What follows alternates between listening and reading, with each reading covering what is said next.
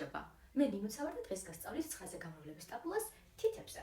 დარწმუნებული ვარ, ეს მეთოდი ძალიან ბევრმა იცით, რადგან საკმაოდ ძველი მეთოდია, მაგრამ მოდით ახლა მათ ვასწავლოთ, ვისაც ესჯერ არ უსწავლია. ამისათვის დავშვებდება გავშალოთ 10-ვე თითი. ვნახოთ, რას უდრის 9-ჯერ 2. ამისთვის საჭიროა მარცხენა მხრიდან თითებზე გადავთვალოთ 2 თითი და ჩავკეცოთ მეორე თითი. დავაკვირდეთ დარჩენილ თითებს.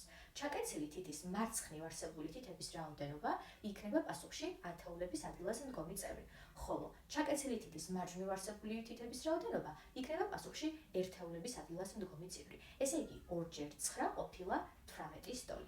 ახლა იგივე მეთოდით ვნახოთ, რამდენი იქნება მაგალითად 4-ჯერ 9. გავშალოთ 10-ვე თითი, გადავთვალოთ მარცხნიდან მეოთხე თითი. ჩავკეცოთ მეოთხე თითი და დავაკვირდეთ დარჩენილ გაშლილ თითებს. ჩაკეცილი თითის მარცხნივ 3 თითია, ამიტომაც პასუხში ათეულების ადგილას იქნება 3-იანი, ხოლო ჩაკეცილი თითის მარჯვნივ 6 თითია, ესე იგი პასუხში ერთეულების ადგილას იქნება 6. ესე იგი 4-ჯერ 9 არის 36-ის ტოლი. ახლა შენი თითები დაიხმარე და კომენტარებში დამიწერე, რამდენი იქნება 7-ჯერ 9.